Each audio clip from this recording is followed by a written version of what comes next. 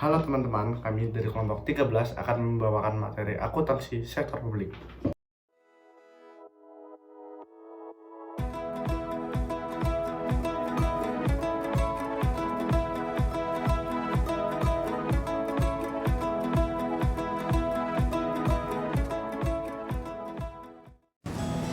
Kalian tahu nggak sih akuntansi sektor publik itu apa? Jadi, sektor publik merupakan sebuah entitas yang memiliki keunikan tersendiri. Disebut entitas karena memiliki sumber daya ekonomi yang tidak kecil, bahkan bisa dikatakan sangat besar.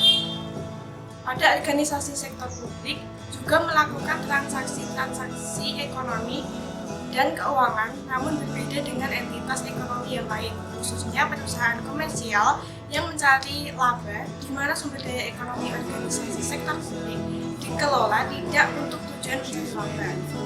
Sektor publik akuntansi sering diartikan sebagai akuntansi dana masyarakat, yaitu teknik dan analisis akuntansi yang digunakan pada organisasi sektor publik.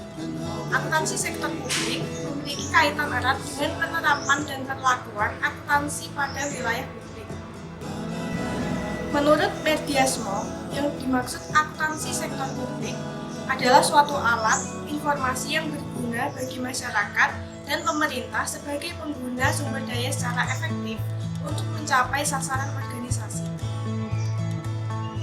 Sedangkan Meliala mengemukakan bahwa akuntansi sektor publik adalah peristiwa mulai dari mengumpulkan, mencatat, mengklasifikasikan, menganalisa, dan melaporkan transaksi keuangan yang terjadi dalam organisasi publik sehingga menghasilkan informasi keuangan bagi pemakai laporan keuangan yang selanjutnya dapat berguna untuk pengambilan keputusan. Nah, selanjutnya ada jenis-jenis organisasi sektor publik. Organisasi sektor publik sering kita jumpai dalam kehidupan kita, dalam kehidupan sehari-hari. Kita berurusan dengan instansi pemerintah seperti Departemen Pendidikan, Departemen Tenaga Kerja, Kantor Pencatatan Sipil, atau Kepolisian. Kita juga berinteraksi dengan berbagai organisasi keagamaan seperti MUI, NU, Muhammadiyah, PGI atau Persatuan Gereja Indonesia, KWI atau Konferensi Wali Gereja Indonesia, dan lain-lain.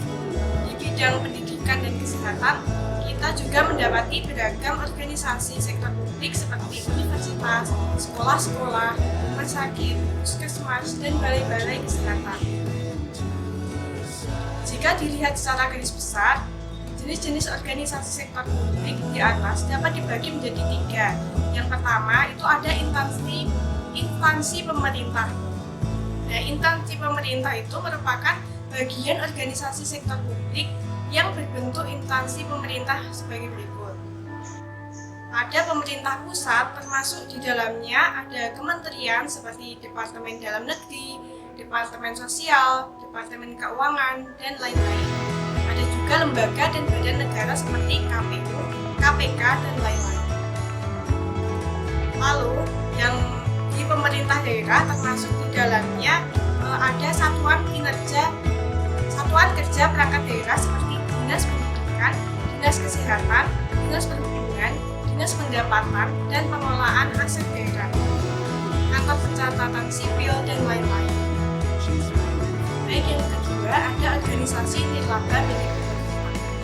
Organisasi nirlaba milik pemerintah merupakan bagian organisasi sektor publik yang bentuknya bukan instansi pemerintah tetapi milik pemerintah. Contohnya perguruan tinggi BHMN, rumah sakit milik pemerintah seperti NSCM, NS daerah, dan juga yayasan-yayasan milik pemerintah.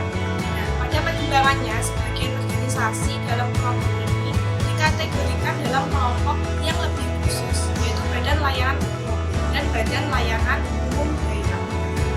Lalu yang ketiga ada organisasi nirlaba milik swasta. Organisasi nirlaba milik swasta ini merupakan bagian organisasi sektor publik yang dimiliki dan dikelola oleh pihak swasta. Contohnya ada yayasan seperti Sampurna Foundation, Dompet Duafa, Republika, dan lain-lain. Sekolah dan universitas swasta, rumah sakit milik swasta. Yang selanjutnya ada karakteristik akuntansi sektor publik. Akuntansi merupakan suatu aktivitas yang memiliki tujuan untuk mencapai hasil dan hasil tersebut harus memiliki manfaat.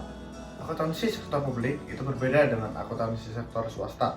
Perbedaannya dari sifat dan karakteristik akuntansi disebabkan karena adanya perbedaan lingkungan yang mempengaruhi. Dalam faktor ekonomi meliputi pertumbuhan ekonomi, tingkat inflasi, tenaga kerja, nilai mata uang, dan infrastruktur.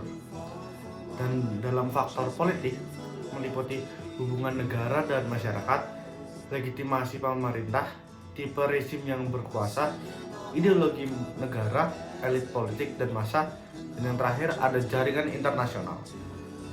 Yang selanjutnya ada tujuan akuntansi sektor publik. Yang pertama ada accountability.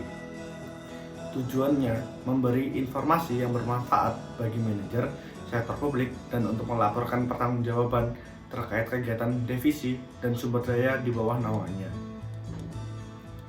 Informasi ini juga ditunjukkan untuk membantu transparansi terhadap operasi pemerintah dan pengguna anggaran publik kepada masyarakat.